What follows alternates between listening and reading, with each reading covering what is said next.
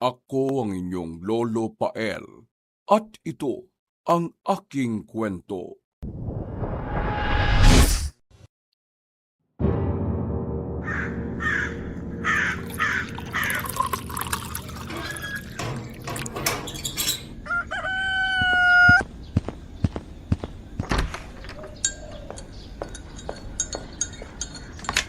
Oh, akala ko ba sa Makalawa ka pa uuwi?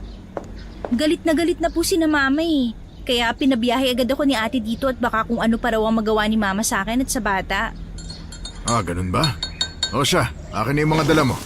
Ilang buwan na ba yung tiyan mo? 1 buwan at kalahati na ho, Tiyo. Sabi ng doktor ko sa Manila bago ko umalis. Maupo ka muna riyan. Ano ba ang plano ng nakabuntis sa'yo? Wala na lang ba daw? Abay, tarantado pala yung lalaking yun eh. Ang sabi niya po, hindi raw sa kanya yung bata eh. Tapos ang dami ko raw lalaki. Naku, kung ako nakarinig niyan, baka wala na siyang nguso ngayon. Galit na nga po si Papa. Hindi lang mahawakan yung lalaking yun at medyo may kaya. Hindi naman sa minamaliit kita, pero ba't ka naman pumatol sa ganung lalaki, ha, Sol? Hindi ko naman po akalain na ganun siya, Tiyo eh. Bait-bait naman po niya sa akin nung unang beses naming nagkakilala hanggang sa may nangyari po sa amin. Pero nung may nabuo, tumakas na. Uso na talagang hit and run ngayong panahon. Oh, mabuti na lang at hindi ako nag-asawa. Masaya na ako rito sa probinsya. Pero ang problema lang natin wala akong trabaho. Hindi pa naman humalaki ang tiyan ko, Tiyo. Maghahanap na lang muna ako ng trabaho dito sa probinsya kung may mapapasukan ako. Sigurado ka ba? Hindi ka tulad ng Maynila na nasa minimum wage ang sweldo dito, ha? Oo naman ho. Kailangan ko rin mag-ipon para sa panganganak ko.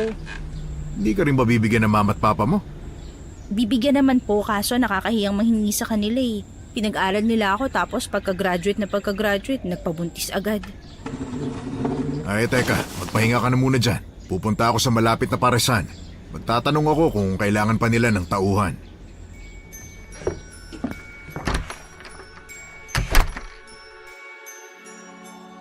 Nang iniwan siya ng kanyang tiyuhin, naglibot muna si Sol sa maliit pero sementadong bahay nito sa probinsya. Dahil walang asawa't anak ang kanyang tiyo Lando, dito siya naisipang dalhin ng mga magulang niya para maging kahihiyan siya sa mga ito. Dahil sa pagkainip ay nakatulog si Sol sa upuan at maya-maya ay dumating ang tiyuhin niyang may dalang pares at ginising siya.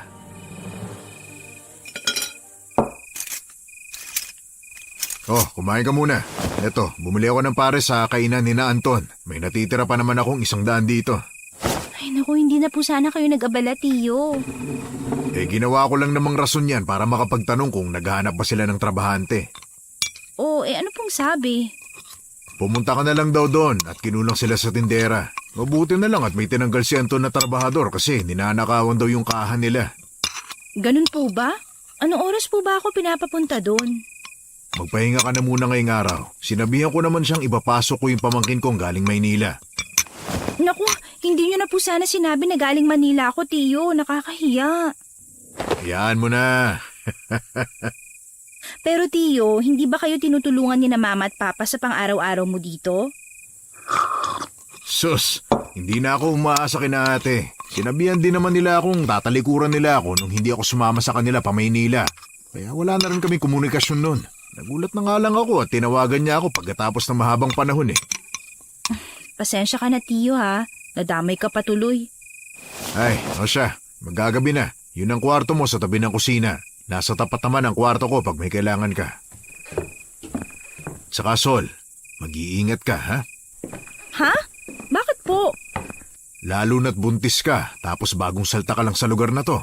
Siguradong mainit ka sa mata ng mga taong bayan. Kaya nga ako nang naghahanap ng trabaho para sa iyo eh. Ano naman po ang atraso ng pagbubuntis ko at sa pagiging bagong salta sa kanila? Basta, maraming paniniwala sa lugar na to. Mag-iingat ka palagi. Pagkatapos hugasan ng pinagkainan, pumasok na si Sol sa kwartong itinuro ng kanyang tiyuhin para makapagpahinga.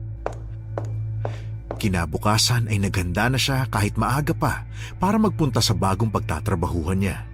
At habang naglalakad siya papunta sa paresan, napansin niya na kakaiba ang paligid. Halos sakupin ng mga naglalakihang punong kahoy ang lugar at mangilan-ngilan lang ang mga poste ng streetlight. Malamig din ang simoy ng hangin, pero ang mas nakakatindig sa kanyang balahibo ay ang mga tingin ng mga taong nadadaanan nila. Magandang umaga, Anton! Kahu pala, Mang Lando. Ang aga niyo ho Hinatid ko kasi itong pamangking kong sinasabi ko sa iyo kahapon. Siya yung mamamasukan sana dito sa paresan mo. Sinamahan ko na at alam mo naman ang mga lalaki sa lugar na to. Stricto pala ang isang Mang Lando, ha? Magandang umaga, miss. Ako nga pala si Anton, ang may-ari ng paresan na to. Magandang araw rin po. Ako naman si Sol. Huwag po kayong mag-alala.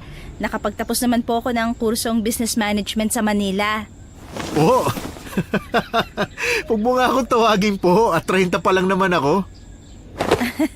Nauna ka lang pala sa akin ng 5 taon. Mukhang nagkakamabutihan naman pala kayong dalawa. Iiwan na kita, Sol, ha? Pupunta pa ako sa sabungan ngayon eh. Ang mga bilin ko, huwag mong kalilimutan, ha? Dalhin mo rin tong flashlight ko kung sakaling gabihin ka mamaya. At huwag kang makikipag-usap sa kung sino-sino, ha? Diretso ang uwi. Oho, Tio. Mag-iingat din po kayo. Pumasok na tayo sa loob? Para may pakilala na kita sa ibang katrabaho mo at masabi ko na rin sa iyo mga kailangan mong gawin. Walang problema, bossing. Naaalala pa rin ni Sol ang bilin na kanyang tiyo Lando. Pero isang buwan na ang nakalipas, wala namang nangyayaring masama sa kanya. Naging normal ang pamumuhay niya kahit na madalas wala siya sa bahay ng kanyang tiyuhin. Tanging ang amo na si Anton lang na may-ari ng paresan ang naging kaibigan niya. May ilang sumubok na makipaglapit at ang karamihan ay kalalakihan. Pero dahil liberated si Sol, hindi umubra ang mga hirit ng mga ito sa kanya. Hoy, Berting! Huwag mo akong iningisian dyan na parang asong ulol. Nakikita ko pa yung tinga mo sa ngipin mo, oh. Magbayad ka na. Naku, hindi pwede ang lista-lista. Pay as you order nga eh. Oo, tanghaling tapat eh. Tumataas ang dugo mo dyan kay Berting. Ito kasing lalaking to kung ano pinagsasasabi eh. Mas malaki pa nga yung tiyan niya kaysa sa aking buntis eh. Naku, Berting, pag ikaw isinumbong ko sa asawa mo, susugurin ka na naman ng itak. Kalma! Inabot na sa akin yung bayad. Para ka talagang Amazona. Sigurado ka ba sa Maynila ka galing, ha? Nababahag yung mga buntot ng mga lalaking lumalapit sa'yo, eh. Hay! Ewan ko ba sa mga lalaking yan? Kung hindi may asawa, yung iba, mas matanda pa kay Tio. Nandito naman kasi ako, eh. Ha? Ano yun, boss? Ha? Ang sabi ko, hindi ko nga alam na buntis ka kung hindi ko lang nakita yung tiyan mo eh. Parang busog lang eh, no? Abala sa pakikipagkwentuhan si Sol kay Anton dahil wala namang masyadong kumakain nang may isang babaeng pumasok sa paresan. Tiningnan ito ni Sol mula ulo hanggang paa.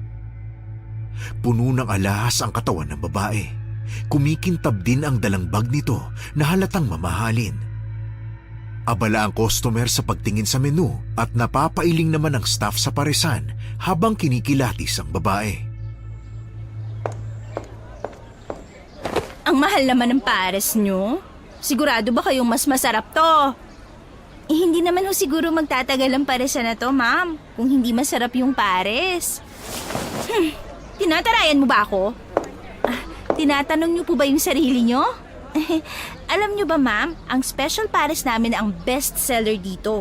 May pork liampo at chicharong bulaklak na toppings. May iba't ibang sausawan ka rin pagpipilian. Sus, nakatikim na ako ng ganyang toppings sa Manila.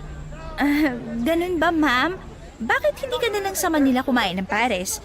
Pero alam mo ba, naka-only rice kami, ma'am. At base sa paborito mong kulay, kulay pink din ang lalagyan namin. Ano naman kung kulay pink? Hep! Kita mo yung lalaking pogi kanina? Yun ang may-ari ng paresan na to. Siya ang magsiserve sa'yo. Ano, ayaw mo pa rin bang mag-avail ng special pares? Hindi mo naman agad sinabi. Simula ngayon, best friend na tayo. Ay, sige ma. ma'am. Isang order ng special Paris Overload, 150. Gusto mo ba ng soft drinks? 25 ang mismo. Anong sa'yo? Cola na lang. Magkano na lahat? 175 na lang lahat, ma'am. 25 na tip para sa pangalan ni Bossing. Bale, 200 lahat. O eto. Feeling ko inuutong mo na ako eh. Anong pangalan ni Pogi? Tawagin mo na lang siyang Antonio. Ang bantot ng pangalan. Pero simula ngayon, suki na ako ng parisan ni Antonio na Pogi. Halos lumampas na sa noo ni Sol ang kilay niya sa kakairap sa babaeng customer. Mabuti na lang at gumagana pa rin ang alas niya kapag may mga customer na katulad nun. Habang pinapakalma niya ang sarili ay napahaplos siya sa kanyang tiyan. Nang maka-order na ang babae, bumalik na siya sa pwesto at tinanong siya ng amo niya na saktong kararating lang.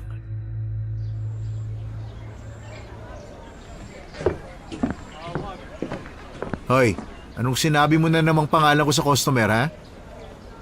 Si Antonio. Malapit naman sa pangalan mo, boss eh. Ay, nung isang araw ako si Ramon, naging si Arnold, meron pang Carlo. Tapos ngayon Antonio naman. Magkano naman ang nakupit mo?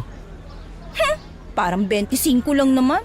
May 175 ka naman eh. Ay, ikaw talaga. Ay, pero teka, wag mo nang hintayin na magsara si Reyna ng tindahan, ha? Mauna ka nang umuwi. Bakit naman? May bagong namatayan sa hindi kalayuan. Delikado ang mga buntis pag ganyan. Paano naman ako magiging delikado nun? Hindi mo ba narinig o alam yun? Kapag may patay, may balbal. Balbal? Ha? Hindi kita maintindihan, boss. Balbal, yung mga aswang na nangunguha ng patay na katawan ng tao at kinakain nila. Kaya ikaw, kahit na buhay at humihinga ka, malakas pa rin daw ang amoy ng mga buntis sa mga aswang. Kailangan ko na ba magdala ng holy water araw-araw, ha? Hindi naman siguro yan. Sumabay ka na lang kasi sa aking umuwi. Ihatid na lang kita. Total, may motor naman ako eh. Wag na. Hindi na lang ako magpapagabi ng uwi mamaya. Ay, tigas talaga ng ulo. Ay, lumalapit na yung babae. Ikaw na bahala sa kanya, ha? Mukhang close kayo ng Pogi, ah. Asawa mo? Ha? Kadiri naman. Amo ko, tas aasawain ko? Hindi, no? Binisita lang ako ng anghel isang gabi kaya nabuntis ako. Ano ka? Inang Maria ang ganap? Tigilan mo nga ako. Ako nga pala si Mitzi at dahil best friend na tayo, hihintayin na lang kita hanggang sa matapos ang trabaho mo. Ako naman si Sol, pero hindi mo na ako kailangang hintayin. Ayos lang ako at malapit lang naman yung bahay ko eh. Ayos lang naman. Narinig ko yung usapan nyo ni Antonio eh. Sinong kaibigan ba naman nang hahayaan na mapahamak ang kaibigan nila, diba? O sige, ikaw ang bahala basta hindi kita pinipilit ha. Hindi mo na ba ako tatawaging ma'am? Ha? Bakit naman?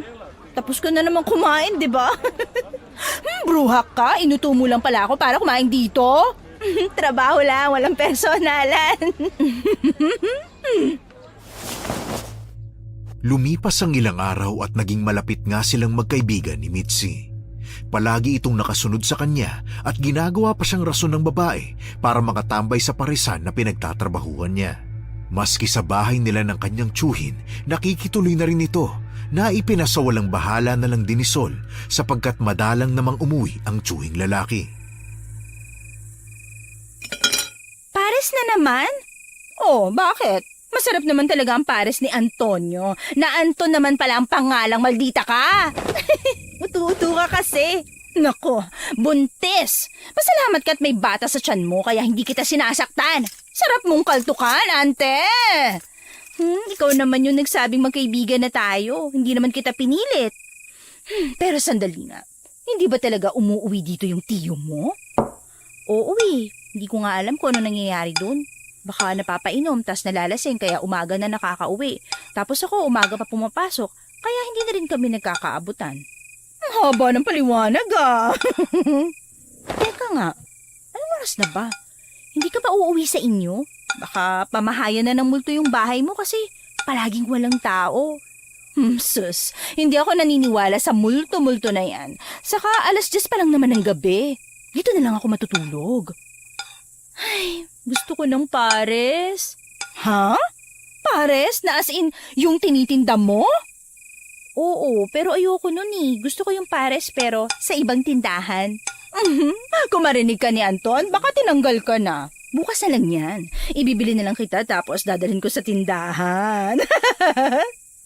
Ayoko. Gusto ko ngayon. Ha? Ano namang saltik ang napasok sa utak mo, Mirasol?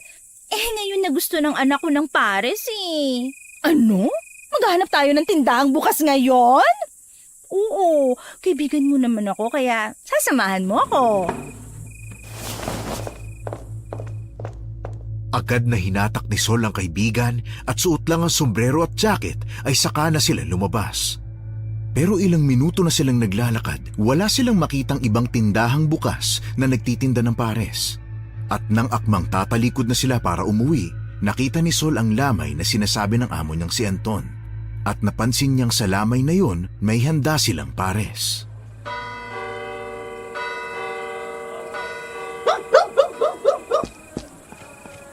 Ayoko, Sol. Makikita mo? Iiwan talaga kita.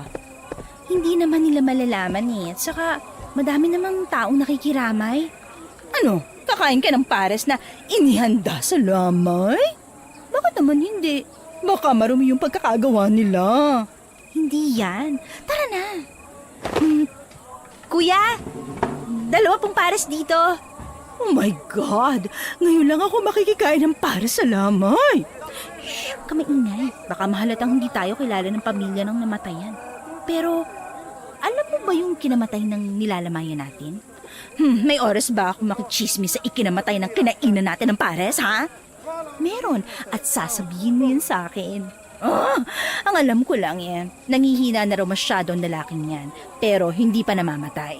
Nakakapagsalita pa nga eh, tapos isang gabi, habang natutulog daw yung buong pamilya, biglang may mga kaluskos silang naririnig, pero hindi nila pinansin. O tapos, ayun na nga, pagising nila, wala na siyang buhay. Kaya nga sinasabi ng mga mosang dito sa lugar natin, balbal daw ang may gawa. Balbal? Kakarinig ko lang dyan ah. Nasabi na nga rin ni boss pero nakalimutan ko. Buntis things, alam mo na. Balbal, yung aswang na kumukuha ng mga patay ng katawan para kainin. Teka, hindi ko maintindihan. Ba't kukunin ng balbal yung taong nangihina lang at hindi pa naman patay? Di ba sabi mo, patay naman ang kinukuha nito? Ayun ba yung sinasabi ni Anton na aswang daw? Correct. At saka may kakayahan din yung balbal na higupin yung huling lakas ng may sakit para matsugi. Alam mo na, sino ba naman ang hihindi sa preskong karne? Teka, ikaw ba yung aswang? Ano? Bakit mo nasabi yan?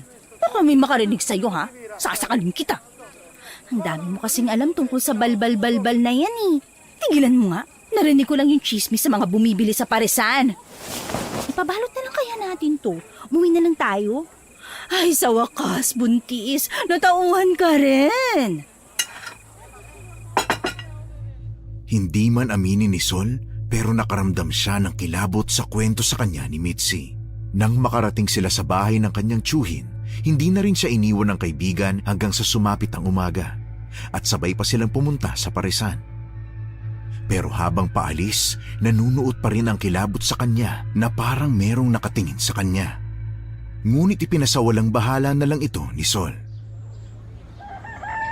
Oh, ba't parang puyat na puyat kayong dalawa?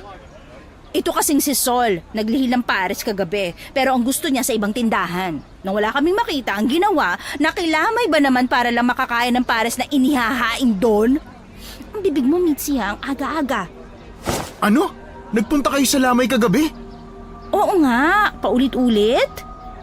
Hindi niyo ba narinig yung balita? Nagkakagulo ngayon sa buong baryo. Hindi ako nakachismis kasi binantayan ko si Buntis at baka kung saan na naman magpunta sa 10 oras ng gabi. Pambihira. Balita to dun sa pinaglamayan nyo. Bakit? Anong meron? Mga bandang 3:00 daw ng madaling araw, nakaidlip yung bantay sa lamay kasi wala na raw tao. Ngayon, nung magising yung bantay at sumilip siya sa ataol, katawan na ng saging yung nakita niya. As in, nakita niya agad? Hindi ba kailangan ng albularyo para makita na hindi na pala totoong katawan yung nilalamayan? Ewan ko, pero palagi daw may baong holy water yung kapatid nung namatay. Kaya siguro naman. Kaya ikaw buntis, mag-iingat ka talaga. Lalo na ngayong totoo ngang may pagala-galang balbal dito sa atin. Oo nga. Kahit klase pa yan ng aswang na hindi trip ang buhay, basta buntis ka, delikado ka. Tinatakot niyo naman ako eh. Hindi yan pananakot, Lucaret. Paalala yan sa'yo nang ingatan mo yung sarili mo. Dalawa na kayo ng bata dyan sa sinapupunan mo, ha? O siya, palagi na kitang sasamahan sa inyo. Kahit magalit ka pa, final na.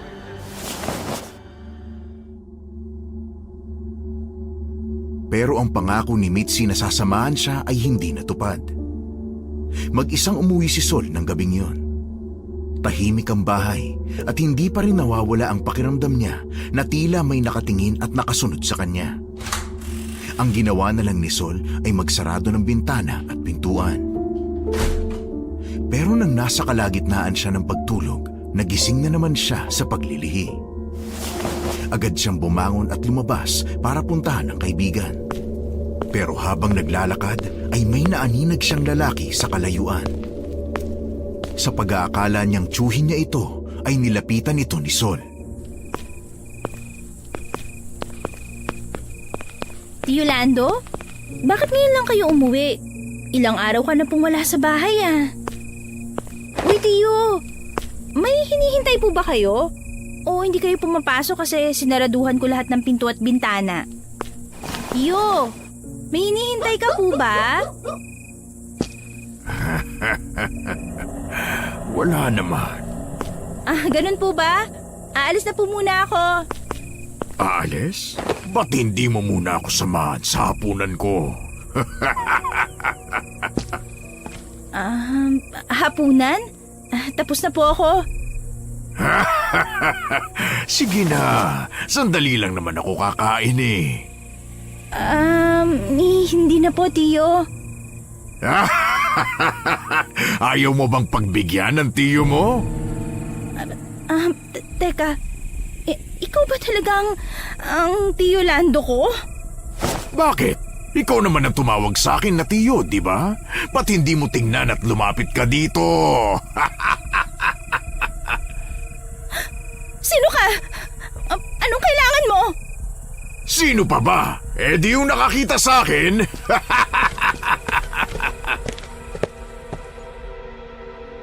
Habang papalapit na papalapit ang lalaking yun kay Sol, lumilinaw sa paningin niya ang katawan nitong payat at walang damit pang itaas. Nakayapak ito at mahahaba ang kuko sa kamay at sa paa. Nakasombrero rin kaya hindi niya maaninag ang mukha nito. Pero ang sigurado siya ay hindi ito tao, sapagkat ang muso nito ay pahaba at may dila itong mahaba at matulis. Napansin pa niya ang hila nitong bangkay ng isang lalaki.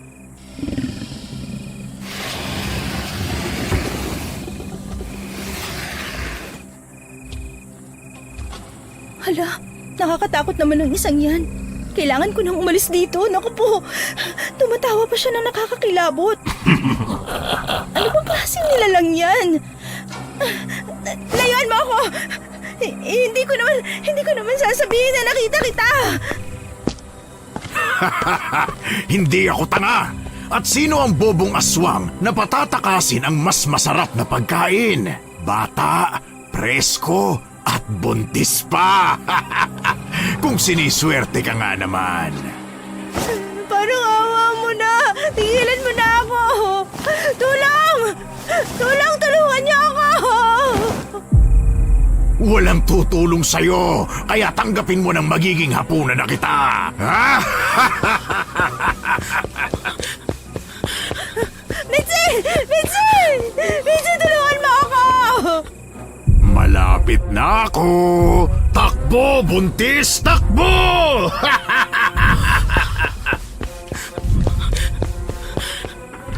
Mitzi, tulungan mo ako! Tao po! Alam mo bang isa sa kinaiinisan ko ay yung malalakas na tunog? Nangangati talaga ang tenga ko dyan, kaya patatahimikin kita! Hindi mo ako masasaktang aswang ka! Etong sa'yo! Walang iya kang buntis ka! Aray! Anong tinapon mo sa akin? Asin? Tinapunan mo ko ng asin? Kinagalit mo talaga ako, ha? Sol? Ano ginagawa mo rito? Gabing-gabi na. Tulungan mo ako, Mitzi. Inahabol ako ng aswang. Tulungan mo ako. At nagtawag ka pa ng kakampi mo, ha? Paano nangyari to, Sol? Wala. Hindi ko alam. Tulungan mo ako. Paano kita tutulungan? Ay, lintik! Halika, takbo! Oo, tatakbo na! Bilisan mo, Sol! Teka, hindi pa ba mabilis ang pagtakbo ko na to, ha? Sapat lang para maabutan niya tayo. Bilisan mo pa!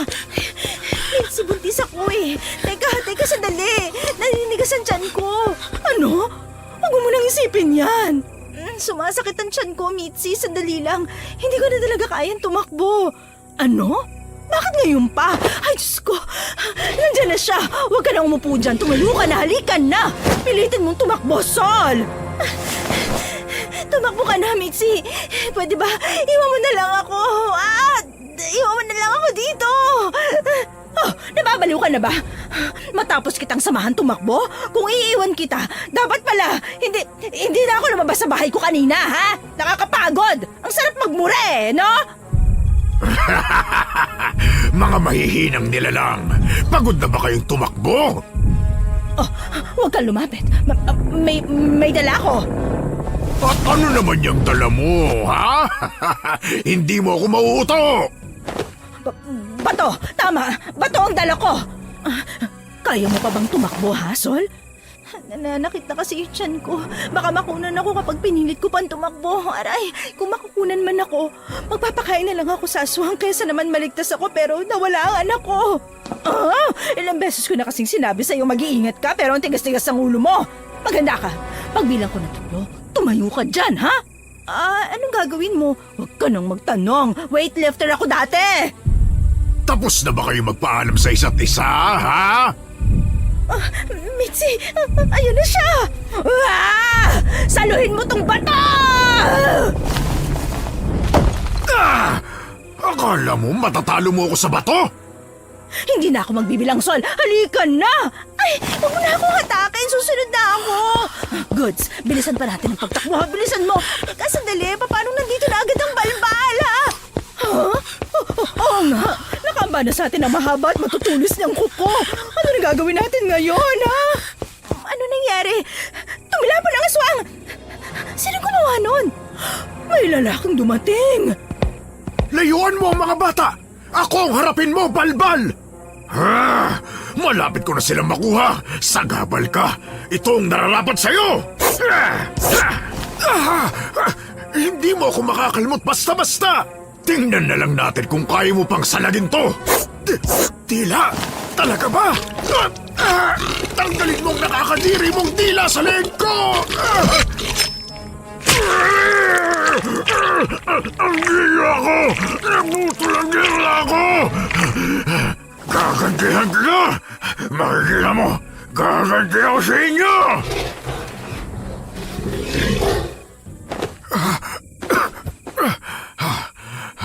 Ayos lang ba kayong dalawa? Ibaba mo na ako, Mitzi.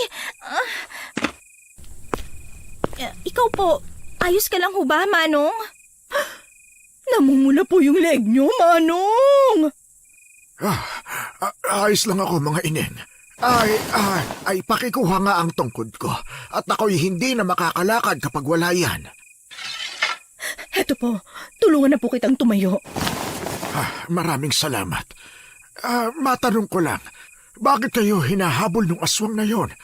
Mabuti na lang at nararamdaman kong umiinit ang langis ko, kaya lumabas ako para tingnan ang paligid. Maraming salamat po, Manong, pero bago ka po namin sagutin, pwede po bang pumasok muna tayo sa bahay? Nasa malapit lang naman po ang bahay ni Mitzi. Di bale na. Nasa tapat lang din ang bahay ko. Halina, pumasok kayo at magpahinga. Maraming salamat ho talaga sa pagligtas sa amin, Manong. Kung hindi dahil sa inyo, mamamatay ako hindi nakakapag-asawa. Hetong tsaa. Uminom kayo habang ikinukwento niyo ang nangyari sa inyo. Sa totoo lang po, Manong, kasalanan ko po ang lahat. Ang tigas kasi ng ulo mo. Sinabi ng may aswang na pag-alagala, lumabas ka pa rin sa kalagitnaan ng gabi at kahit buntis. Buntis? Ay, Diyos ko kang bata ka. Tapos anong nangyari? Ayun nga po, lumabas ako ng bahay kasi naglilihi ako ng pares na binibili tuwing gabi.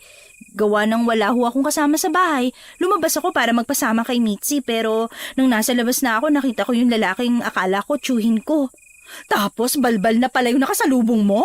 Bakit ka kasi nakikipag-usap ng basta sa gabi, ha? Pasensya na. Nag-alala lang naman ako sa tiyuhin ko kasi 1 linggo ko nang hindi nakikita sa bahay. Akala ko ginagabi lang kaya hindi kami nag-aabot pero nang magising ako kanina, wala pa rin siya sa bahay. O siya, huwag ka nang umiyak. Ako na ngayon nag-aalala sa'yo pero sa akin ka pagalit. Sa inyo na talaga ako titira.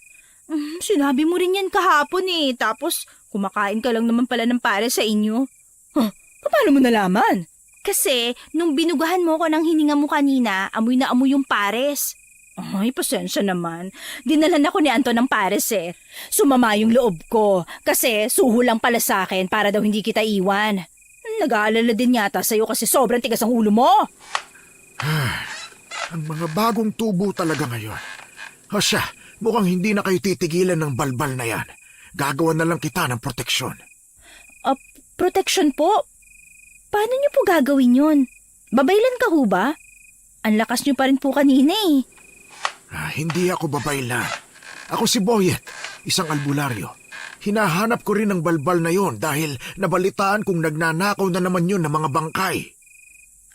Albularyo? Yung parang may mga salitang hindi naiintindihan? Yun nga. Hoy ikaw ineng na maraming alahas, tulungan mo akong maghanda.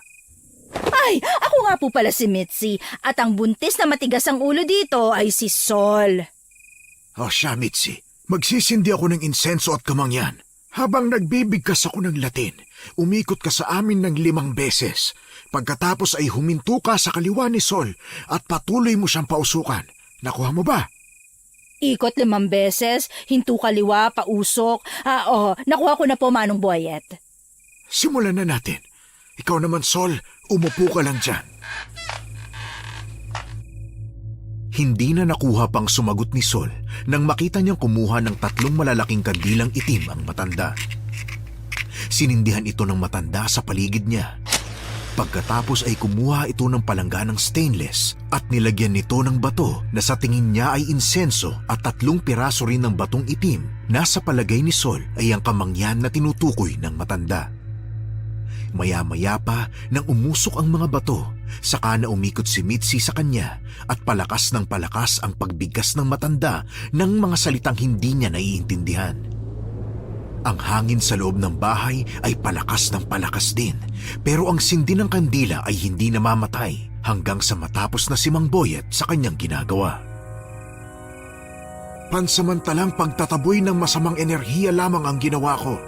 Heto, tanggapin mo itong pulsera, Sol. Ano ho ito?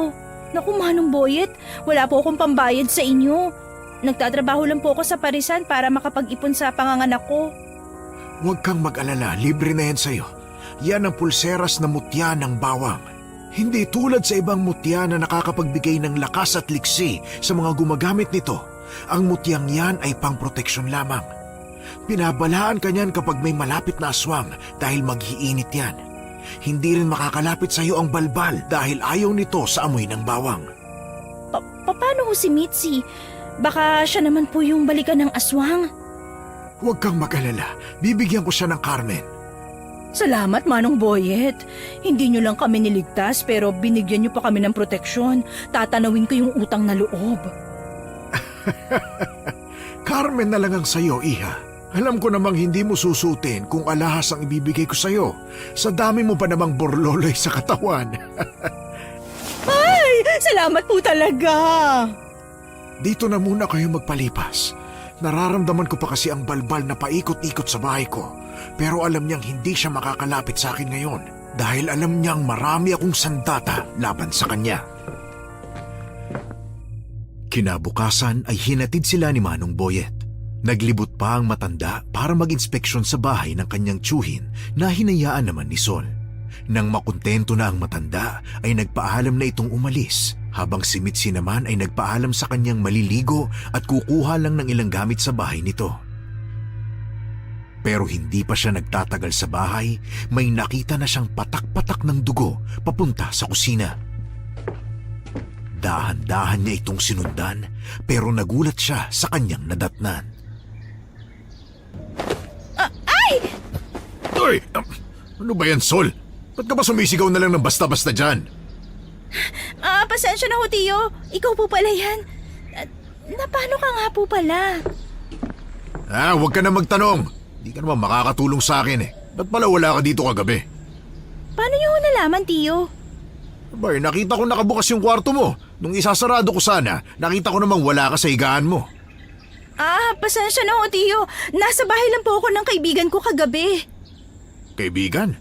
Ayus-ayusin mo nga yung buhay mo, Sol. Buntis ka na nga't lahat-lahat nakuha mo pa rin maglakwatsa. Huwag mong isipin na porket wala dito ang mga magulang mo, magagawa mo na lahat ng gusto mo, ha? Oo, Tiyo. Pasensya na po. Hindi na mauulit. Pagsabihan mo yung kaibigan mo, ha? Baka hindi ka pa nanganganak dyan kumikiringking ka na naman. Hindi naman ho ganon, Tiyo. Babae po yung kaibigan ko. Sinisigawan mo ba ako? Huwag na huwag mo akong pagtataasan ng boses, ha? Pinapatira lang kita ng libre dito sa pamamahay ko. Aray! Tiyo, masakit na po yung panga ko!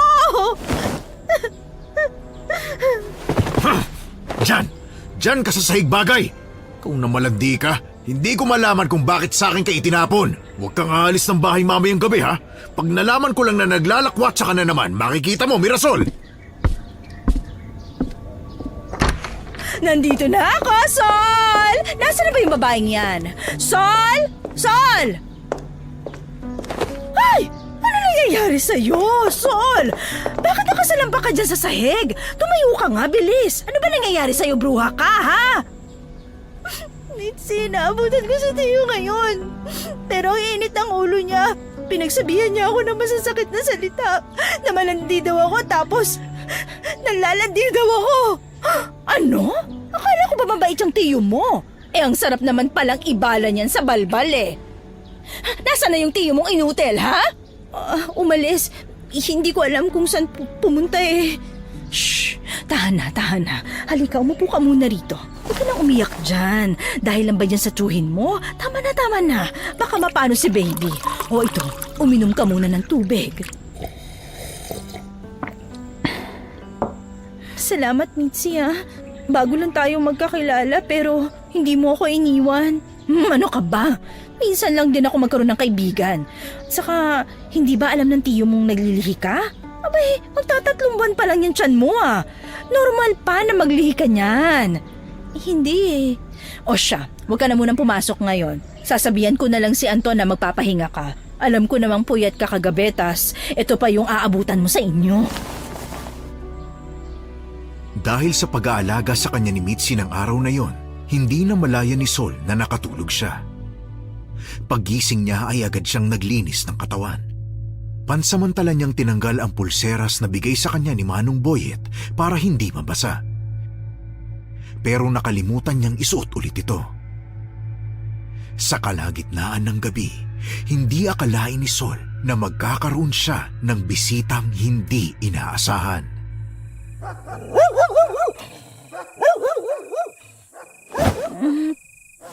Mitzi, ano ba? Nakikiliti ako. Ano ba? Huwag mong galawin yung tiyan ko. Isang himas pa, Mitzi.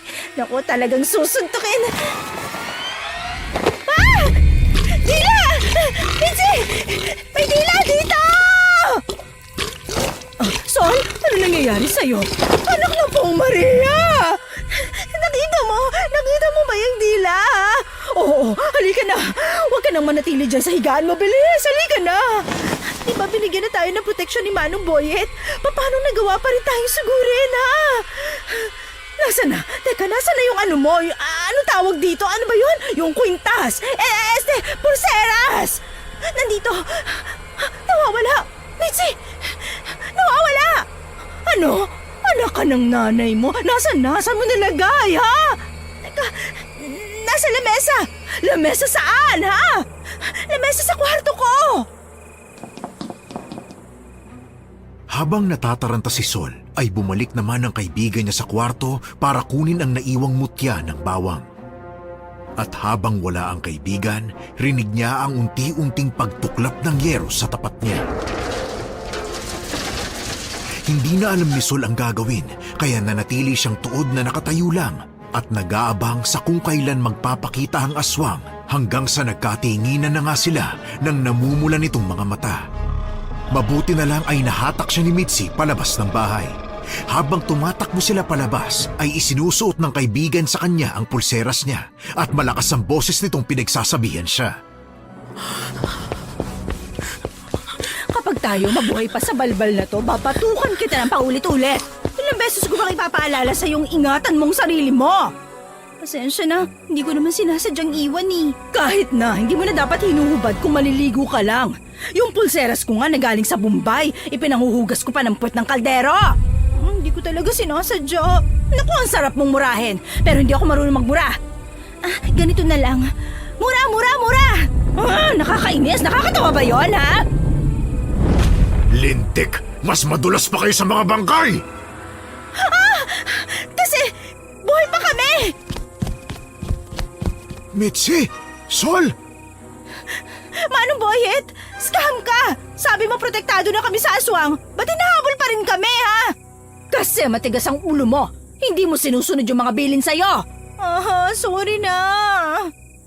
Hinahabol na naman kayo ng aswang! Halata naman ho, Manong Boyet. Tulungan niyo po kami. Ikaw na naman! Lagi ka na lang talaga kontrabida sa mga plano ko! Aba, ay hindi ko naman sinasadyang makasalubong kayong tatlo palagi! Namimiloso po ka ba, ha? Nanlaki lang ang mga mata ni Sol nang makita niya ang balbal na mataas na lumundag papunta kay Manong Boyet. Nakaamba ang mahabang kuko nito para kalmutin ang matanda. Habang si Manong Boyet naman, kahit na matanda na, ay nagawa pa rin itong iiwas ang hawak na plastik na may lamang pares. Hindi na malaya ni Manong Boyet ang sunod-sunod na pag-atake ng aswang. Pumulupot ang mahabang dila ng balbal sa paa ng matandang lalaki at inihagis niya ito.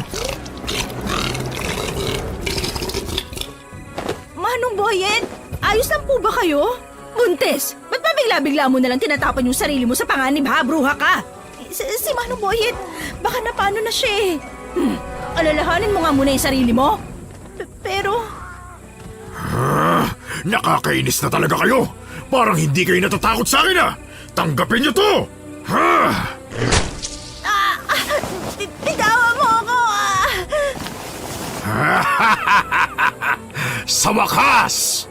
Tanggalin mo yung marumi mong kamay sa leeg ni Sol! Huwag kang mag-alala! Isusunod na kita! Ano ba, Manong Boyet? Hihiga ka na lang ba dyan? Tulungan natin si Sol! Wala nang hanging lumalabas sa lalamunan ni Sol at pakiramdam niya ay papanawa na siya ng ulirat kung magtatagal pa ang pagkakasakal sa kanya ng aswang. Kumakawag-kawag siya ng malakas pero kahit ang malalakas niyang sipa na tumatama sa katawan nito ay baliwala lang sa nakangising balbal. Unti-unting humahaba ang dila nito at mas lalong numinipis habang nakatutok sa umbok ng kanyang tiyan. Pilit namang tinatakpan ni Sol ang kanyang sinapupunan pero pinipigilan ng isang kamay ng balbal ang kamay niya hanggang sa makaramdam siya ng mainit na likido na tumilapon sa kanya papunta sa aswang kaya nabitawan siya nito at humiyaw sa sakit.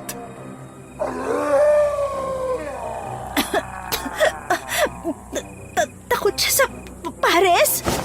Halina kayo! Tumakbo na tayo habang nasasaktan pa siya! Mauna na kayo mga anak! Hindi na kaya ng tuhod ng lolo niyong tumakbo. Pipigilan ko siya habang tumatakas kayo. Ano? Hindi pwede, Manong. Tara na, aalalayan kitang tumakbo. Yung tungkod, nasa na yung tungkod? Nasusunog! Nasusunog ang katawan ko! Anong ginawa mo? Bakit takot kang masunog? Kampon ka naman ng kadiliman. Mitzi, mabuti siguro. Huwag mo na siyang galitin lalo. Mabuti pa nga. Halina kayo. Kampon pala ng kadiliman, ha? Makikita niyo ang isang kampon ng kadiliman! Anong ginagawa mo, Iha? Ibaba mo ako! Huwag ka nang magtanong, Manong! Hindi pa man sila nakakalayo ay naabutan na sila ng balbal. Gamit ang mahaba nitong dila ay napigilan nito ang paa ng kaibigan niya dahilan ng pagbagsak nito at ni Manong Boyet sa lupa. Hinihila si Mitzi ng balbal at hindi malaman ni Sol ang gagawin. Nakita niya unti-unting bumuka ang bibig ng aswang at tangkang lalapain ng kaibigan. Agad siyang tumakbo papalapit sa balbal at sumigaw ng malakas. Bigla namang nabitawan ng aswang ang kaibigan niya at napatakip ito sa tenga nito.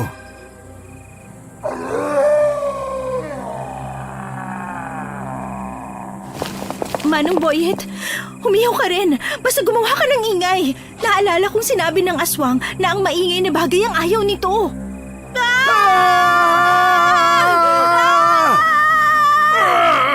Itigil niyo yan!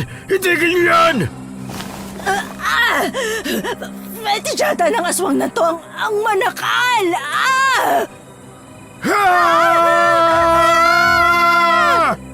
Mga walang hiya kayo! Gagantihan ko kayo! Babalikan ko kayo!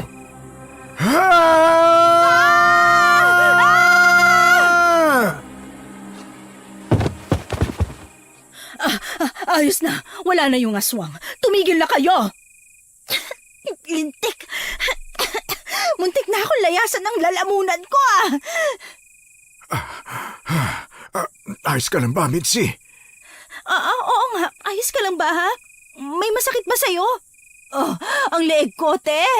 Hindi ganitong sakal ang gusto ko. Pambihira ka naman.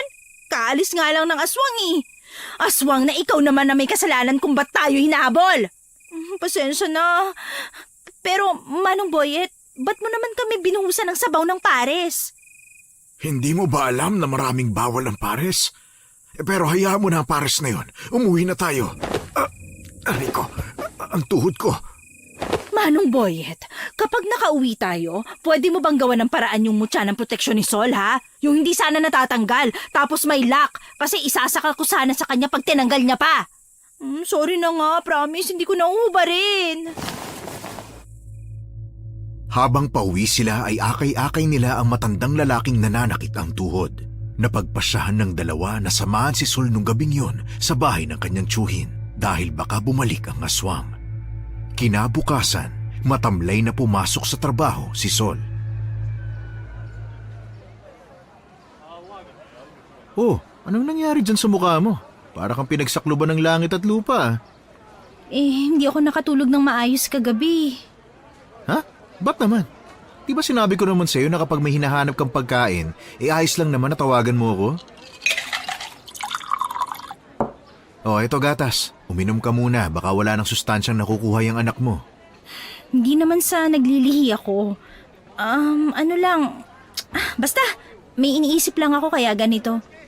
Sino naman? Yung tatay ng anak mo? Bakit naman napasok sa usapan natin yung taong yun, ha? Sa kasino agad? Di ba pwedeng ano muna? O ano naman yung iniisip mo? Sikretong malupit. Oh, andito na pala si Mitzi Mitzi! Ayos lang ba yung leg mo? Namamaga pa pero ginagamot naman ni Manong Boyet. At nga pala, naayos ko na yung mga damit ko. Dadalhin ko na lang sa bahay nyo. Ha? Ba't naman dinala mo na yung mga gamit mo sa bahay ni na Sol, Mitzi? Anong meron? Magli-live-in na kami ni Sol. Ano? Biro lang, no? Ilang taon kong hinanda yung sarili ko para sa tamang edad ng paglandi. Tapos sa kapababae ko ako babagsak, ha? Ayos ka lang ba talaga, Sol? Sabi ko naman sa'yong tawagan mo lang ako kapag kailangan mo ng tulong, di ba? Ayos lang ako, no?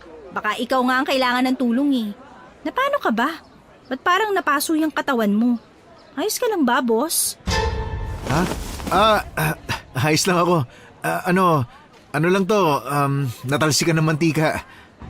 Naku, dapat lagyan mo yan ng toothpaste. Toothpaste? Baka hugasan ka mo ng tubig para hindi ma-impeksyon. Huwag na kayong magtalo. Mabuti pa, mag-ayos na kayo ng gamit at kami na bahala rito sa tindahan. Kailangan na makauwi ng buntis at halata ng masyado yung tiyan mo. Hindi naman. Parang busog lang naman ako. Ayos siya. Kahit gusto ko pa makita yung pogi mo mukha, Anton. Pero kailangan na rin kasi naming umuwi ni Sol. Parang mag-asawa talaga kayo, O sige, ingat kayo, Pagkarating ni Sol sa bahay ng kanyang tiyuhin, ay nagpaalam saglit sa kanya ang kaibigan na mayroon daw ito munang kukunin sa bahay nito. Kaya mag-isa siyang pumasok sa loob ng bahay. Hindi naman niya inaasahan na ang unang bubungad sa kanya ay ang madilim na ekspresyon ng kanyang tiyuhin. Akmang magsasalita na sana siya nang sampalin siya ng matandang lalaki. Dahil sa gulat ay napasalampak siya sa sahig at hindi makapagsalita. Sino yung kinakawain mo sa labas? Lalaki mo? Nagpapaligaw ka na naman ba sa kung sino-sino para lang may tumayong tatay dyan sa dala-dala mo? Hindi ho, Tiyo. Si Mitzi yung kinakawayan ko kanina. Sinungaling ka! Kaya ka nabubuntis dahil dyan sa katigasan ng ulo mo. Hindi po talaga, Tiyo. Maniwala ka. Dinala mo pa pala yung lalaki mo sa pamamahay ko, ha? Dapat pala pinagbabayad kita ng renta para sa pagtira mo dito. Pati na yan sa lalaki mo. Akin na! Bigyan mo ako ng perang malandi ka! Aray, Tiyo, nasasaktan ako. Tama na po. Akin na! Ibigay mo sa akin ang pera! Pero Tiyo, para sa panganganak ko po yung ipon ko eh. Pweh! Parehas lang kayo ng nanay mo. Tanggap lang kayo ng tanggap ng libre. Tiyo, ano pong gagawin niyo sa kahoy na yan? Ano pa? E di para turuan ka ng leksyon. Wag po, Tiyo, baka makunan ako. Ang anak ko. Anong paki ko sa anak mo? Produkto naman yan ng kalandian mo eh. Pweh! Hoy, tanda! Ano ginagawa mo kay Sol? Mitzi! Ano? Sino ka naman? Wala kang pakialam kung paano ko disiplinahin ang pamangkin ko. Disiplina pa ba yan? Parang isasabak mo sa hazing eh. Ano ba kailangan mo? Bakit? Kung sabihin ko ba sa'yo, ibibigay mo? Bakit hindi kung kaya ko? Basta ba titigilan mo si Sol eh? Pera! Kailangan ko ng pera! Maraming pera! May bibigay mo ba? Pera lang pala. O heto, 5,000. Layuan mo ang pamangkin mo. Hindi, mali pala. Layuan mo ang kaibigan ko. Wag na, Mitzi. Wala akong pambayad niyan sa'yo. Shh, iyan mo na. Kaya naman nating hanapin ang pera. Pero ang anak, hindi natin magagawa kahit magtulungan pa tayong dalawa. Mas may silbi pa pala tong kaibigan mo kaysa sa'yo eh. Diyan ka na nga.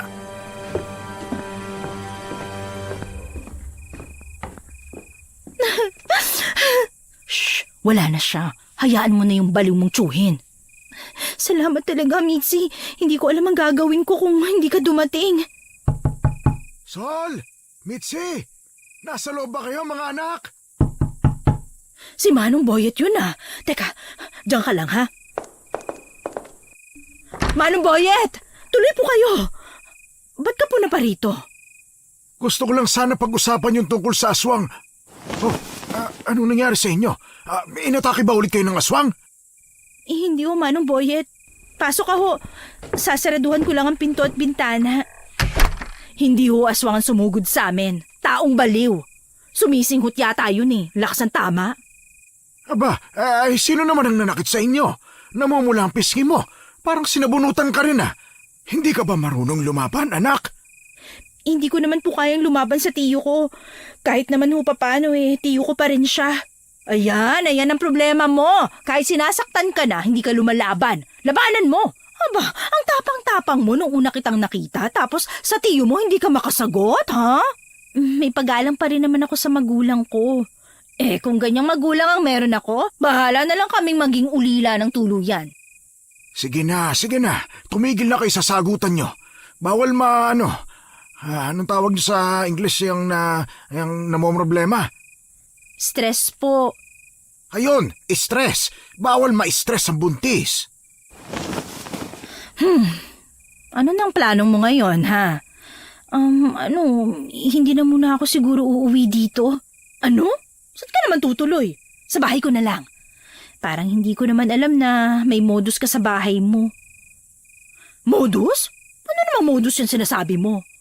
May lalaki ka kayang bisita palagi. Gaga ka? Napaka-itsusera mo. Kapatid ko yun, no? Binibisita ako kasi pinapabalik na ako ng Manila ni na mama at papa. Ayoko nga eh. Oo nga pala. Ba't ka napadpad dito sa probinsya? Kasi yung mga magulang ko, pinipilit ako mag-asawa sa kung sinong lalaking gusto nila. Ayoko nga. Saka may tipo na ako ngayon. Nasa probinsya ko lang pala makikita ang tunay kong pag-ibig. Nabaliw ka na. Siya nga pala, Manong Boyet. Ano po yung tungkol sa aswang na sinasabi nyo? Gusto ko lang kasi kayong balaan na baka hindi na kayo tigilan ng aswang na yan hanggat hindi niya nakukuha yung gusto niya. So, ano magandang gawin, Manong? Mukhang hindi naman epektibo yung orasyon na binigay nyo. Tapos, kahit may mutsyada ng protection si Sol, hindi pa rin naman napipigilan yung balbal. Hindi niyo ba napapansin? Naaapektuhan ng mutya ang balbal. Unti-unting nasusunog ang kamay niya kapag hinahawakan si Sol.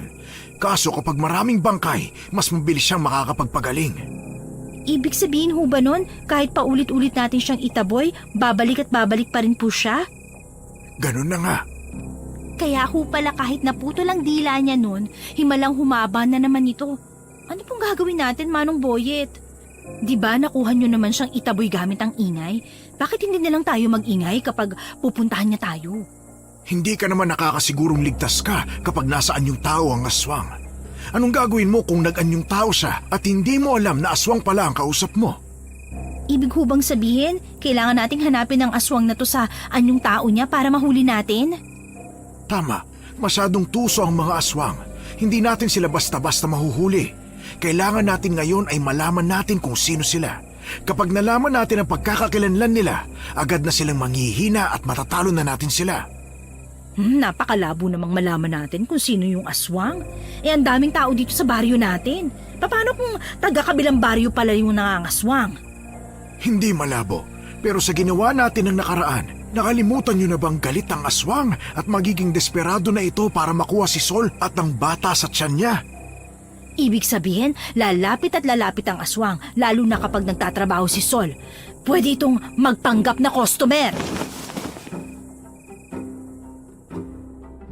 Tumagal pa ang naging pag-uusap nilang tatlo sa kung anong gagawin hanggang sa magpasya si Sol na magpahinga na muna dahil sa pagod niya sa mga nangyari nung araw na yon. Laking pasasalamat niya nang walang kakaibang nangyari sa kanila nung gabing yun. Maliban sa paulit-ulit na ingay ng mga pusa sa paligid ng bahay nila. Pero wala ni isa sa kanila ang naglakas loob na sumilip dahil kumukulo rin ang langis ni Mang Boyet. Hudyat na hindi normal na pusa ang nasa labas.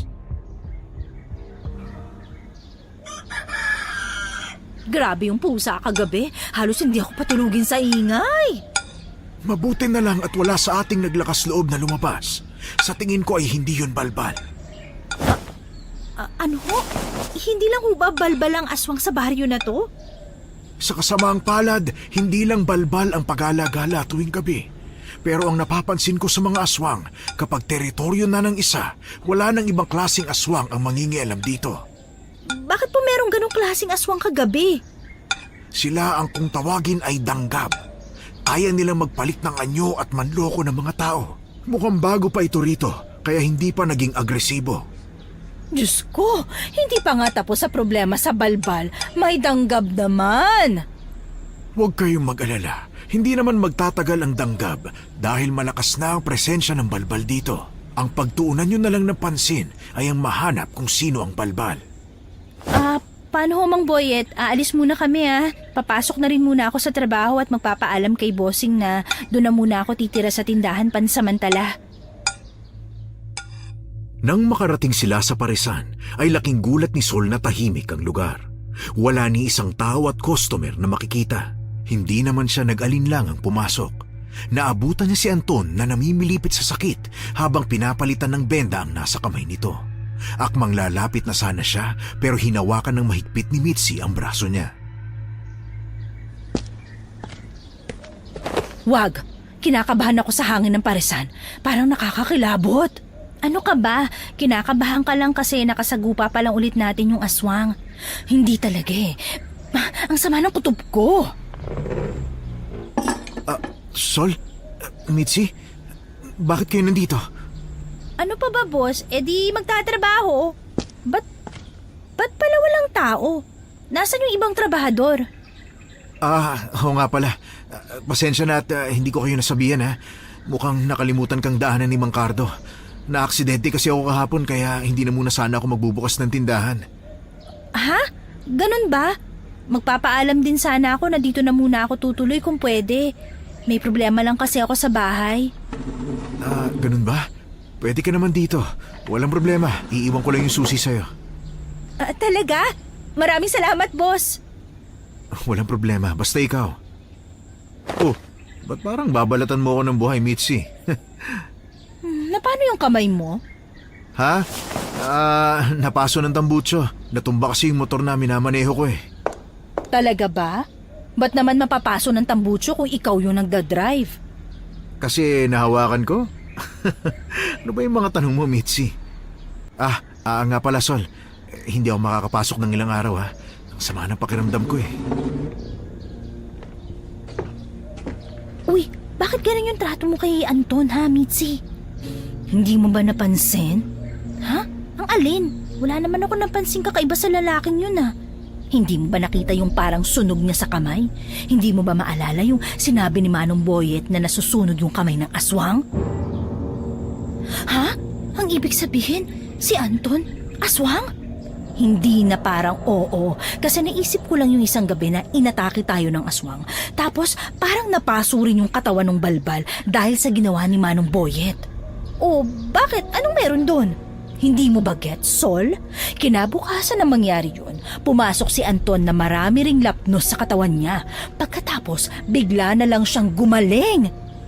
Hindi pa naman natin masasabi na siya yung aswang hanggat wala tayong ebidensya.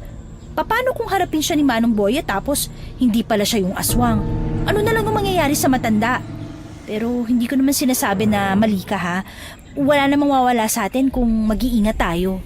Anong gagawin natin? Total, dito naman na ako titira. Bakit hindi tayo mag-imbestiga muna?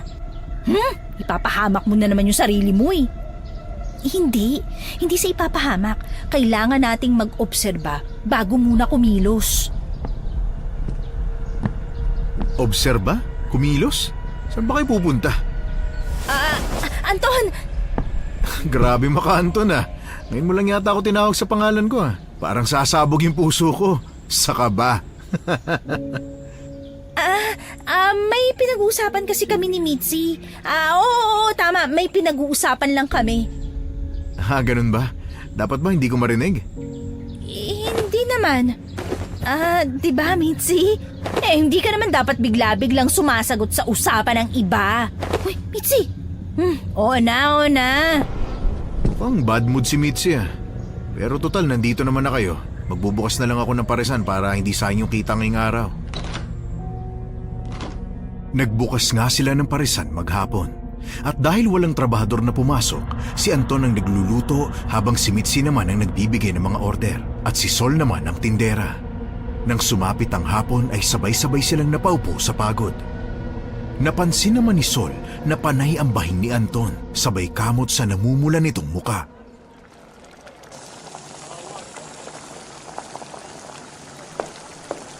Ayos ka lang ba, Anton? Sobrang pula ng mukha mo eh. Sobrang sama talaga ng pakiramdam ko eh. Maiwan ko na muna kayo ha. Kailangan ko na umuwi eh. Ayos ka lang ba rito, Sol? May kumot at unan doon sa kwarto ko ha. Baka gusto mong gamitin. Bakit hindi ikaw ang gumamit, Anton? Samahan mo na lang kami dito sa tindahan para may mag-alaga rin sa'yo. Ayos lang ba sa inyo? Babae kayo at lalaki ako. Baka hindi kayo makatulog ng maayos. Hindi. Ayos lang talaga sa amin. Dalawa naman kaming babae eh. At saka, hindi mo ako kaya, no? Sigurado ba talaga kayo? Ikaw, Sol, ayos lang ba sa'yo? Oo naman. Kung ayos lang kay Mitzi, bakit naman hindi, di ba? Pero ayos ka lang ba? Gusto mo ba na ipagluto kita? Uy, talaga? Ano naman yung lulutuin mo? Ano pa bang meron? Di pares. Yun lang naman yung pagkain meron dito sa parisan eh. Sol, tulungan na kita. Ako na maghahanda ng pares. Sige, kukunin ko yung bawang. Lalagyan natin ng maraming bawang. Hala, sobrang dami naman yan. Baka naman makahalata siya. Hindi naman delikado sa normal na tao ang bawang. Kung normal na tao siya, wala mangyayaring masama sa kanya. Pero kasi, hindi na normal ang dami ng bawang na nilagay mo. Di, ilagay natin sa ilalim para hindi niya makita.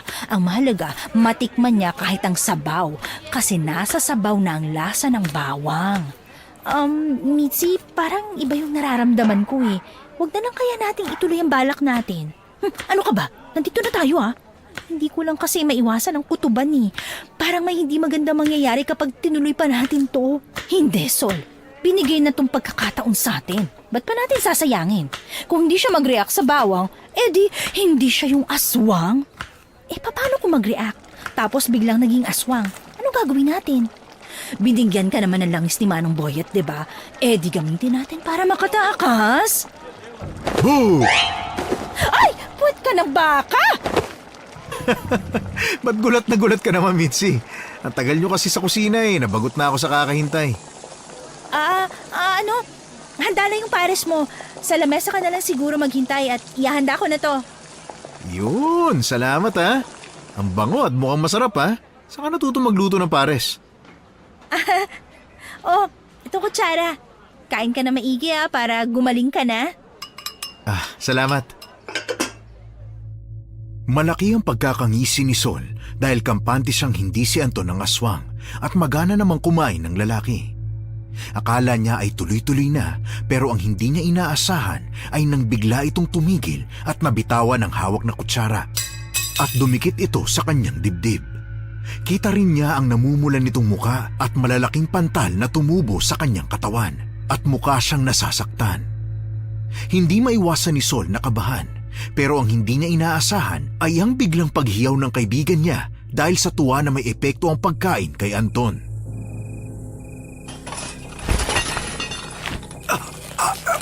Anong ginawa niyo? Ano nangyayari, Anton? Aha! Sinasabi ko na epekto talaga sa kanya yan. Anong ginawa niyo? Anong nilagay niyo sa pagkain ko? Ano pa ba? Di bawang? Ano? Bakit? Bakit niyo nagawa sa akin to? Bakit hindi? Sa dami ng kasamaang ginawa mo, hindi mo ba naisip yung pamilyang pinagnakawan mo? Wala akong ginagawang masama. Mitzi, tigilan mo na yan. Sinabi ko nang huwag na nating ituloy tong plano eh. Tulungan mo ko. Tulungan natin si Anton. Bakit ko naman siya tutulungan? Nakakaawa siya eh. Teka, yun lang si Manong Boyet. Tama. Pahiran ko na lang sa mga pantal niya. Baka makaginhawa sa kanya. Ano ba yan? Lalo akong hindi makahinga. Lalo akong nangangati. Itigil mo yan. Huwag mo akong pigilan. Langis lang naman to. Pasensya ka na talaga. Tiisin mo na lang. Tama na. Tigilan mo na. Alis. Layuan mo ako. Aray! Sol! Ano ka ba naman, Anton? Huwag mo nga siyang itulak. Alam mo naman buntis siya eh. Sol, ayos ka lang ba? Halika dito. Hayaan mo na siya kung ayaw niya magpatulong. Tingnan mo, hirap na nga siyang huminga at naglalaway na rin. Ano nangyayari sa kanya, Mitzi? Hindi pa ba senyales yan na nagpapalit na siya ng anyo? Ba't mo pa tutulungan, Sol? Hindi, Mitzi. Kung aswang nga si Anton, di sana hindi na siya nagwawala ngayon na parang nasisiraan ng bait. Sa tingin ko, allergic siya sa kung anong bagay.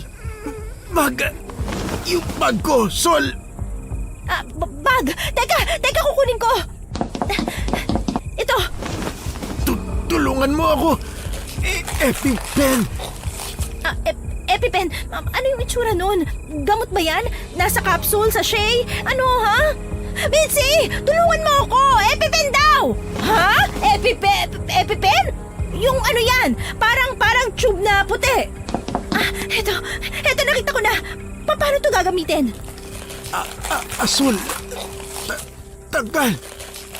Tanggalin mo daw yung asul na takip tapos sa hita ni Anton mo iturok, Sol.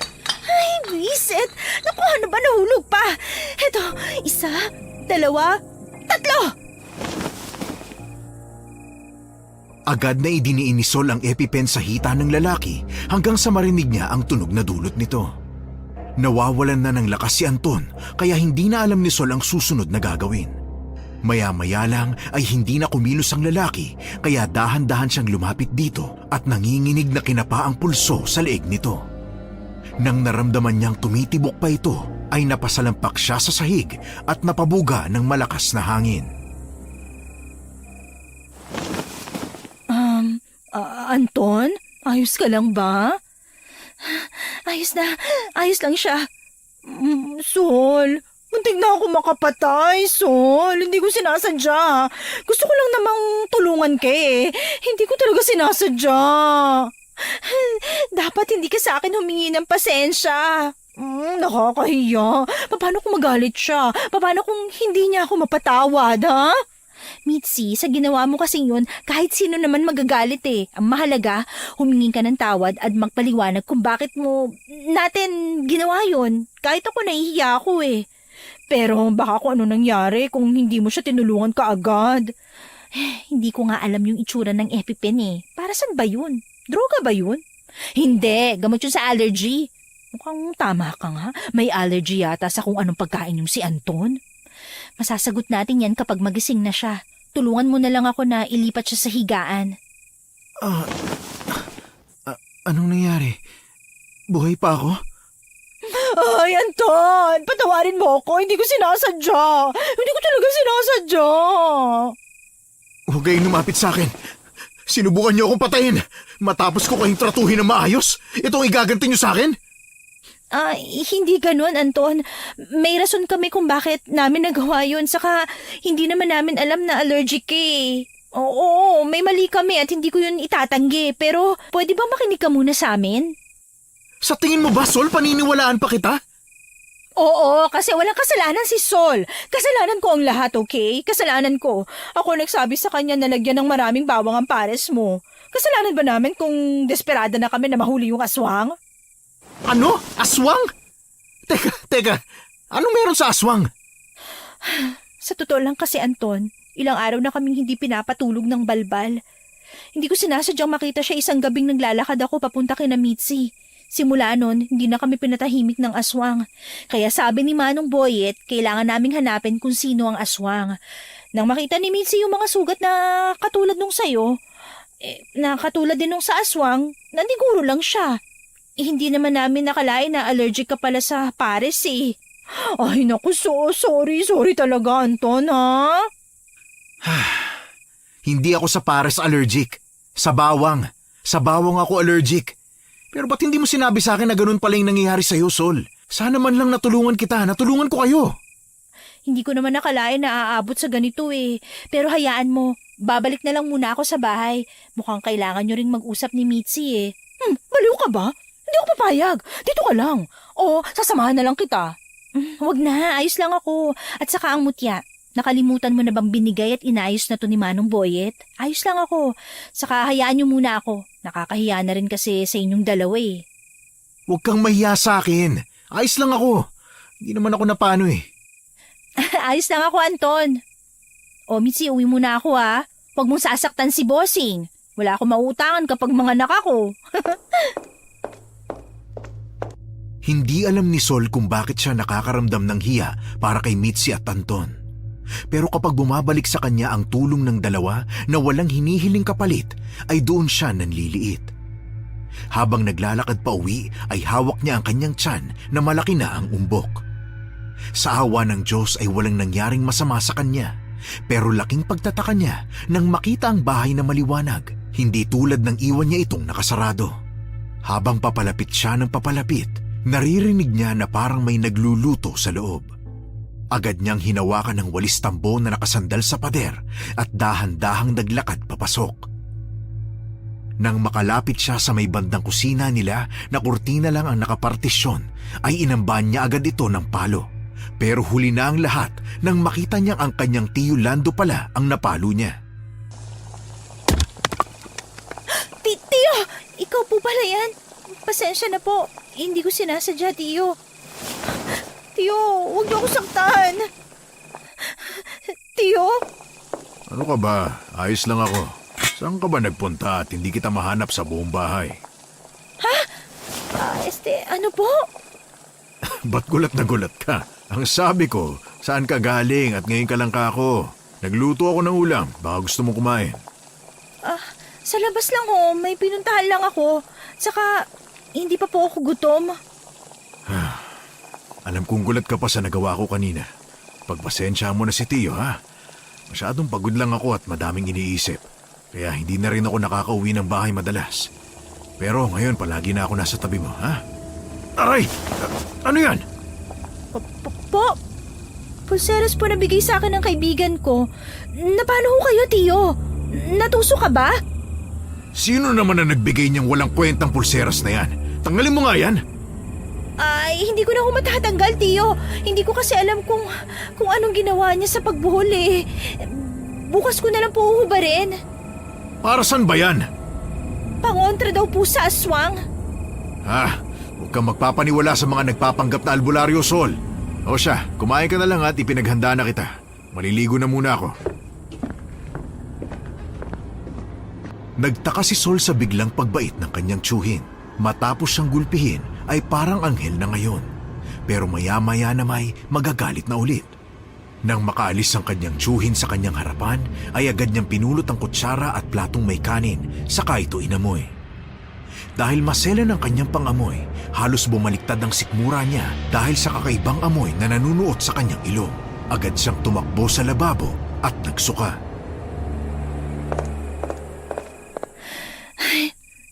Ano ba namang luto ito ni Tiyo? Ang sama ng amoy. Bumabaliktad ang sikmura ako. Dahil pa kaya ito sa paglilihi ko? Tingnan ko nga kung ano yung niluto niya. Papakialaman ko na.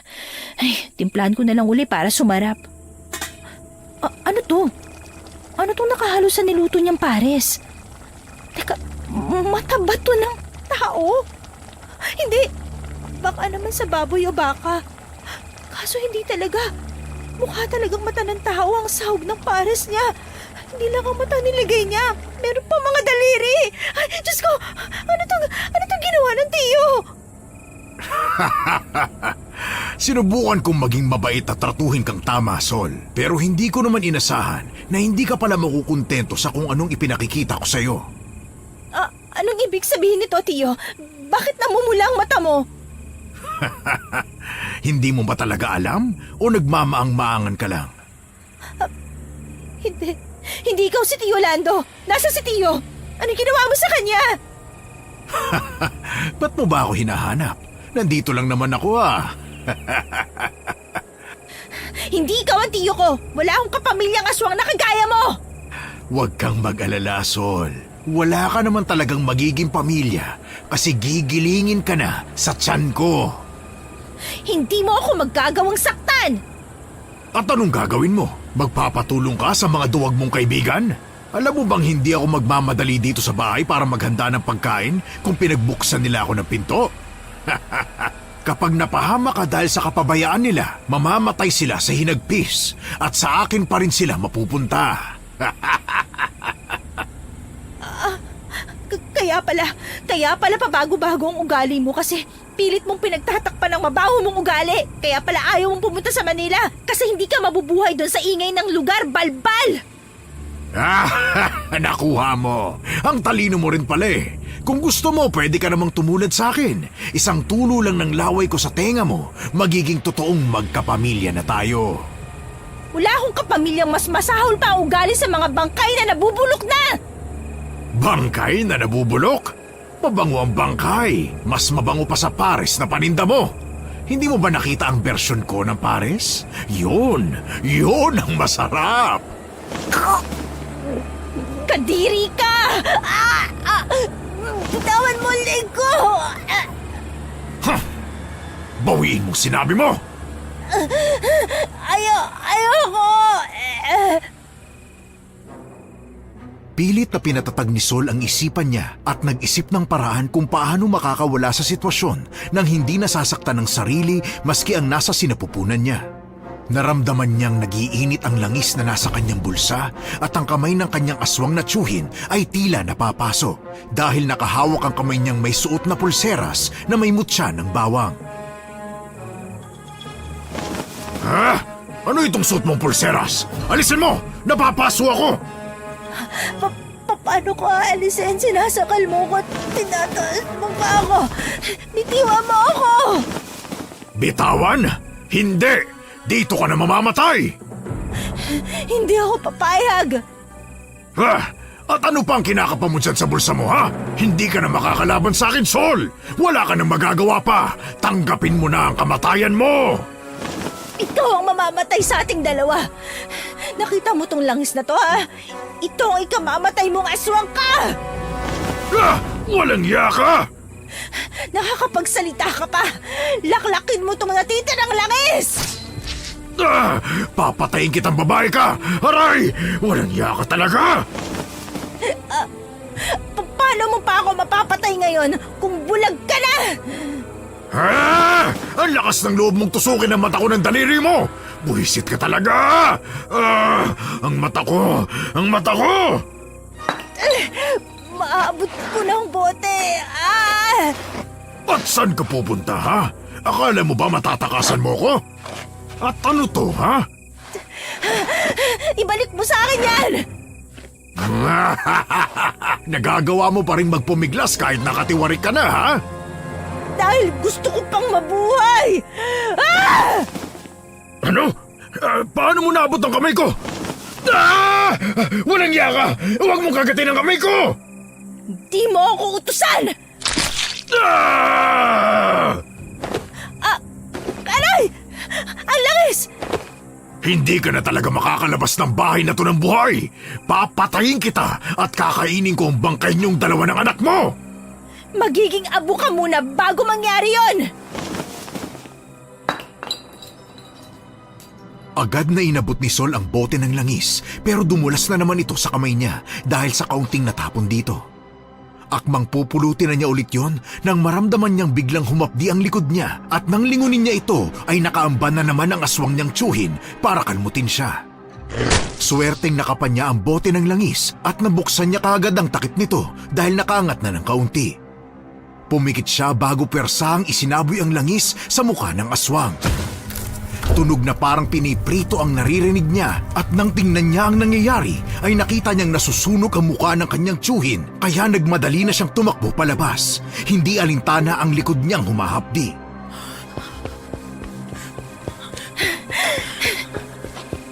Sol? Sol, ano nangyayari sa'yo? Napano ka?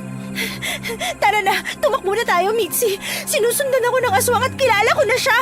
Ha? Ano? Sinong aswang, ha? Sol! Bumalik ka dito!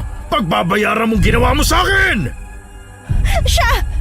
Si Tio Lando ang aswang! Ay, kasalanan ko to. Hinayaan kitang umuwing mag-isa. Dapat nagpumilit akong samahan ka. Dapat iniwan ko si Anton. Mitzi, makinig ka. Hindi ito ang oras para mawala ka sa katinuan. Makinig kang mabuti. Nananakit ang tiyan ko. Baka hindi ko na kayanin hanggang sa makahingi tayo ng tulong. Ganito ang gagawin mo, ha? Hindi. Wag, Sol. Nakinig ka muna, Mitzi. Kailangan nating makahingi ng tulong at ikaw ang gagawa nun. Pipigilan ko si Tio para hindi ka masundan. Humingi ka ng tulong kay Manong Boyet. Hindi. Hindi kita iiwan. Nanlaki ang mata ni Sol nang makita ang mahabang dila ng aswang na papalapit kay Mitzi at nasa himpapawid ito dahil sa mataas na pagtalon. Hindi na nagdalawang isip pa si Sol at agad tinabig si Mitzi at sinangga ang mahabang dila ng balbal. Malakas na itong hinila pero dahil mas malakas ang aswang sa kanya ay nagawa siya nitong hilahin pabalik at iwinisik gamit ang dila nito. Mabuti na lang at nakahawak si Mitzi sa kanya kaya nang tumilapon siya ay umibabaw siya sa kaibigang namimilipit sa sakit. Mitzi, ayos ka lang ba? Sol, ang likod mo. Kailangan kitang dalhin sa ospital. Hindi tayo makakapunta sa ospital hanggat hindi namamatay ang balbal na nakasunod sa atin. Bakit mo tinatanggal yung mutya mo, ha? Huwag mong punitin ang damit mo, Sol. Nakikita lang tiyan mo. Kailangan kong durugin ang mutya na to. Kung nasusunog siya kapag inaawakan ako dahil dito, magiging armas natin to laban sa kanya. Palapit na siya, Sol. Ano gagawin natin? Humanda ka. Akong bahala sa kanya. Sandali. Nagpapalit na siya ng anyo. Siya yung aswal na humabol sa atin, di ba? Pinunit nito ang suot na damit na nagpalaki sa kanyang mata.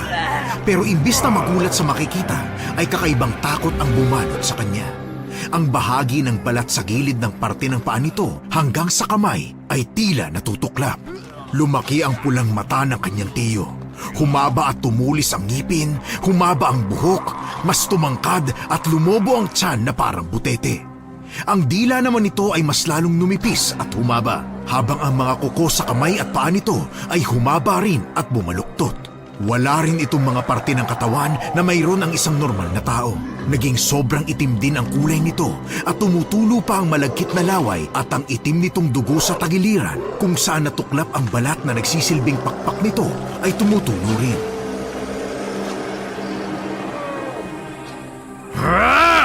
Kung sumama ka na lang sa akin at naging balbal, hindi na sana tayo umabot sa ganito. Magkakamatayan muna tayo bago mangyari yon! Sol! Taas mo! Ah! Anong ginagawa mo? Pagbato na yon, hindi ko man lang naramdaman na binato mo ko. Mitzi! Tumakbo ka na! Humingi ka ng tulong kahit kanino! Hindi kita iiwan, Sol, kahit ano mangyari! Ah! Sol! Katapusan mo na! Ano? Saan napunta lahat ng tapang mo, ha? Tiyo! Layuan mo ang kaibigan ko! Mitzi! Wag! Huli na ang lahat nang makita na lang ni Sol na tumalsik ang kaibigan niya at tumama ito sa may puno. Nanghihina naman itong bumangon at nakita pa niyang bumulwak ang dugo sa bibig nito. Dahil dito ay nagdilim ang paningin niya. Mahigpit ang pagkakakapit niya sa telang may laman ng pulbos ng mutya na dinurog niya. Dahil sa pagkainis at galit, nagawa niyang pigilan ng kamay ng aswang na kakalmot na sana sa tiyan niya. Nahirapan man dahil sa kuko nitong nakabaon na sa balikat niya, nagawa niyang ipunin ang lahat ng lakas bago niya isinaboy ang pulbos dito. Agad namang umatungal sa pagkasunog ng balat ang aswang, kaya dali-dali niyang pinuntahan ng kaibigan at kahit nahihirapan ay kinarga niya si Mitzi bago tumakas palayo. Mitzi, kumapit ka lang. Hahanap ako ng tulong. Kapit ka lang. Bitiwan mo ako, Sol. Baka mapano ang baby mo. Ayos lang daw siya. Baka hindi niya ako mapapatawad kung iiwan ko ng isang kaibigan na may mabuting loob sa akin. Alam mo bang, ikaw lang din yung kaibigan ko. Lahat kasi sila naaartehan sa akin. Kaya dyan ka lang, ha. Dalawa na kaming magiging kaibigan mo kapag nanganak ako. Sol? Ano nangyari sa inyo? Si Mitzi ba yan? Anton! Ano ginagawa mo dito? Naglipat ako ng kalabaw ni Papa eh. Ano bang nangyari? Akin na si Mitzi. Anton, tulungan mo kami! Hinahabol kami ng aswang! Ano? Saan tayo pupunta? Kay Manong Boyet! Tuturuan kita kung saan ang daan! Halika, sumakay ka na sa kalabaw para mabilis tayong makarating. Ha? Sa kalabaw? Kaya ba yan ng 3 tao? Kaya siguro yan, tara na! Pinaupo ni Anton ang kalabaw na dala nito at inalalayan si Sol pasakay. Nasa harap niya ang walang malay na si Mitzi at nasa likod naman niya si Anton. Malakas na tinadyakan ng lalaki ang kalabaw kaya tumakbo ito ng mabilis. Sakto namang nakita niya ang kanyang tiyo Lando na patalong-talong lumilipad gamit ang balat nitong pakpak. Nagpatuloy ang paghahabulan nila hanggang sa nagwala ang kalabaw kaya napilitan silang tumigil. Mabuti na lang at nasa malapit na ang bahay ni Manong Boyet at nasa labas ang matanda nang makita ito ni Sol na humahangos na parang alam ang nangyayari. Hindi ko pinangarap na maging passenger princess sa kalabaw! Babawi na lang ako sa susunod. Ay, Diyos ko! Ayos lang ba kayo? Bakit kalabaw ang sinakyan nyo? At sino naman itong binatang to? At anong nangyari kay Mitzi? Mamaya na po ako magpapaliwanag, Manong Boyet. Ang mahalaga ngayon, kilala ko na po ang aswang at hinahabol kami nito ngayon. Alam kong nasa malapit na ang aswang. Ang tanong ko ay kung sino? Ang tsuhin ko, Manong. Si Tio Lando. Mas mabuting pinagsama-sama mo na ang mga taong papatayin ko para hindi na ako mahirapang hanapin sila isa-isa. Si Mang Lando ba talaga yan? Anong nangyari sa mukha niya at katawan niya? Bakit parang sinunog? Napakabait mo talaga, Anton. Pero pasensya na ha, at madadamay ka pa rito. Sol, lapatan niyo ng paunang lunas si Mitzi. Ako nang bahala rito. Minamaliit niyo ba ako? Anong laban ng isang matandang katulad mo sa akin? Manong, saluhin mo tong sibat na nakita ko dito! Salamat, Sol. Ngayon, sabihin mo sa aking wala akong laban. Alam kong nalilimitahan na ang lakas mo kasi alam na namin kung sino ka, Lando.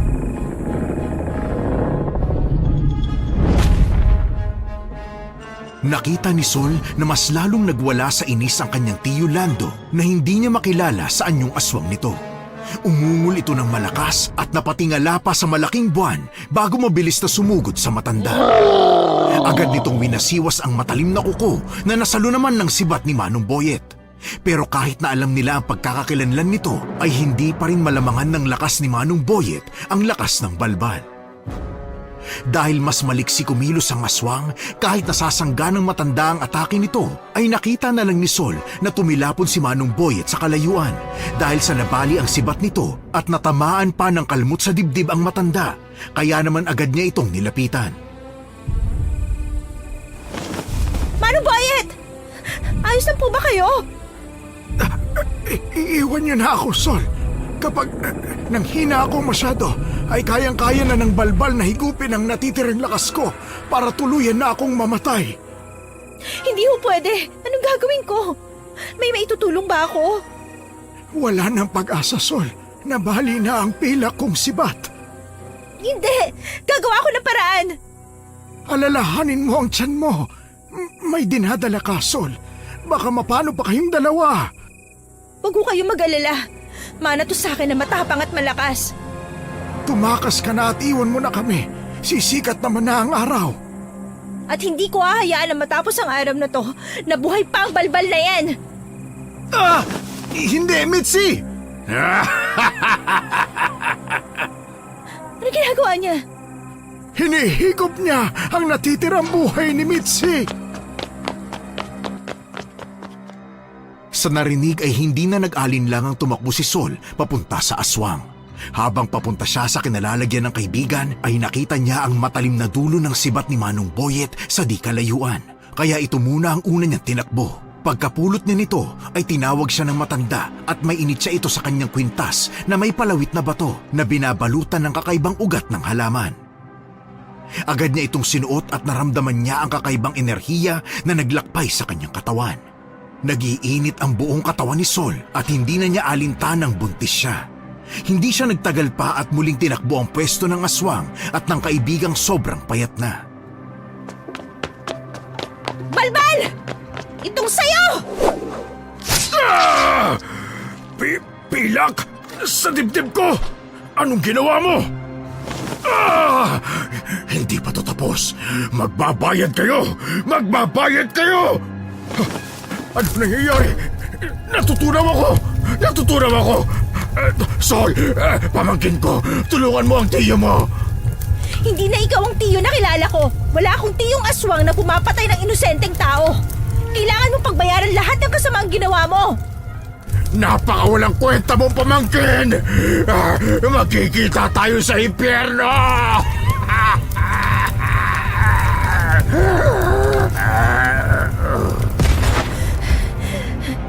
Tapos na. Natapos na. Wala na ang balbal. Sol!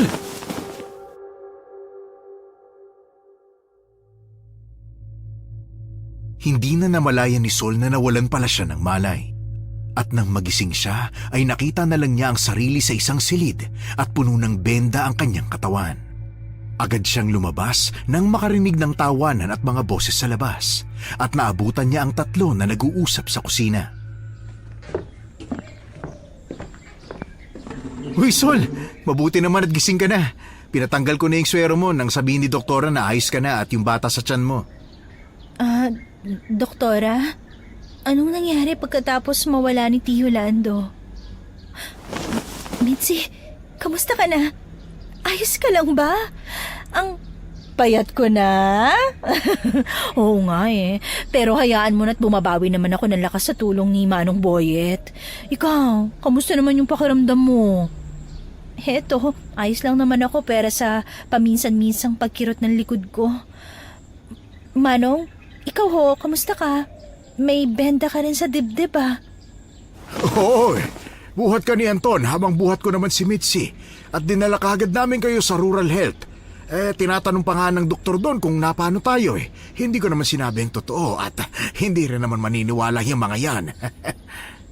Sinabi ko na lang na nakita ko kayong hinahabol ng nagwawalang kalabaw ni Papa, kaya tinulungan ko kayo. Ayaw pa nga nilang maniwala sa akin eh. Paano daw nagkaroon ng kuko yung kalabaw para mangalmot?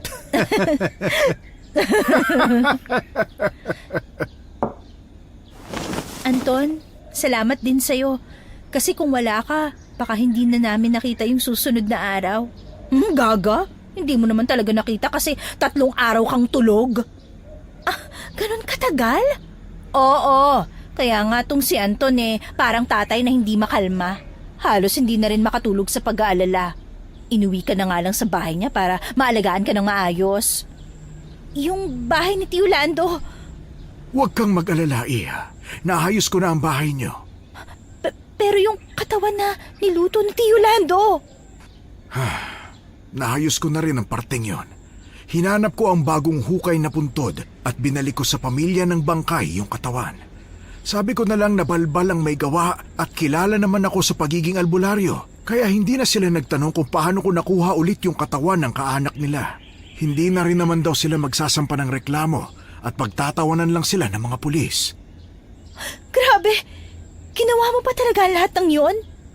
Maraming salamat, Manong Boyet. Sol, paano na to? Wala na ang tiyo mo. Paano mo sasabihin sa kaanak mo yun nangyari? Ay, ayun nga rin ang unang pumasok sa isip ko pag-gising ko. Hindi ko alam kung paano sasabihin sa kanila na wala na si Tio Lando. Sigurado kong sa akin na naman yan isisisi kasi puro kamalasan ang dala ko. Tapos nagpabuntis pa ako. Wala na siguro lalaki magkakagusto sa akin. Ayos ka lang ba, boss? Hay nako, mas mahirap pa yata huliin ang loob nitong si Sol kesa sa paghuli ng aswang. Ha? Anong huhulihin ako? Wala naman akong ginawang kasalanan na. Wala namang ebidensyang nakapatay ako. At saka, hindi naman na tao ang pinatay ko. Ganito kasi yun, Sol. Diretsahin na kita ha, at baka mga naka na lang boss pa rin ang tingin mo sa akin. Isang bagay lang ang pinagpapasalamat ko kay Mang Lando. Yun ay ang pagpapakilala niya sa'yo sa akin. Matagal na talaga ako may pagtingin sa'yo, Sol. Pero nahihiya ako na mas matapang ka pa sa akin. Wala nga akong nagawa nung kinakaharap mo yung aswang Anong wala? Pinagmaneho mo nga kami ng kalabaw at niligtas mong buhay naming 3 ni Manong Boyet at Mitzi. Ano kasi, kung mamarapatin mo lang naman, pwede ba kitang ligawan? Ha! Ay! Ha? Paano si Mitzi? Anong ako? Tanggap ko na hindi mapapasakan si Anton simula pa lang. Kita ko na sa tingin niya sa'yo. At saka yung lalaking nakikita mo sa bahay ko, hindi ko talaga kapatid yon. Manliligaw ko yon. Sinabi ko lang na kapatid ko kasi in denial pa ang feelings ko. Ganun ba? Hindi ba to love scam? Scam? Mas mahirap ka pa nga sa daga? Aray ha? Makalipas ang ilang buwan ay nanatili pa rin si Sol sa probinsya kahit pinapauwi na siya ng mga magulang niya sa Maynila. Kabuuanan na rin niya nang maisipan niyang sagutin si Anton nang ipakita naman ito sa kanya na hindi iba dito ang anak niya. Natuldukan na rin ang pagkawala ng kanyang tiyuhin at ibinigay na rin ni Manong Boyet ang kwintas na sakalang niya napag-alaman na mutya ng pangil ng kidlat pala kung tawagin. Sa mga buwan ng pagbubuntis niya ay nanatili siyang tindera ng pare sa tindahan ni Anton. At wala na silang kababalaghang naranasan dahil na rin sa pag-aalaga sa kanya ng pamilya ni Anton.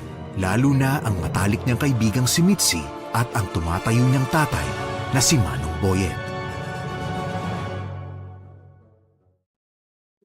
Hello mga kaabangers, mga kayanggaws, kabanong puli. Ito na naman, magsha-shoutout naman tayo. So shoutout kay Corazon Ingay, kay Cristel Alejo, kay Badet Yap, kay Janice Graho Simeon, kay Angeline Asnilo, kay Cinderella Montermoso, kay Angelina Ignacio, kay Lola Ganda, kay Beverlyn Carbajosa, kay Renetes Sorara, kay Stubborn Love, kay Noemi Taduran, kay Lady Diana Alocada, kay Edna Mercado, Crystal Len, kay Josephine Barrientos, kay Gemma Carbonida, and shoutout din kay Juanita de los Reyes, kay Fredo Ebardon, kay Mary Melanie Benedictos, kay Virgie Ram, kay Fatima Rimisnuri, kay Stella Cutihan, kay Cecil Basas, kay Maria Teresa Ramirez, kay Luz Rivera,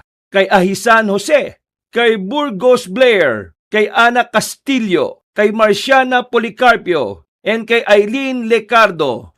So tuloy-tuloy lang po sa susunod na mga videos po natin. Don't forget to comment and subscribe para po ma-shoutout na naman kayo sa ating susunod na mga videos. Maraming salamat! Ako ang inyong Lolo Pael.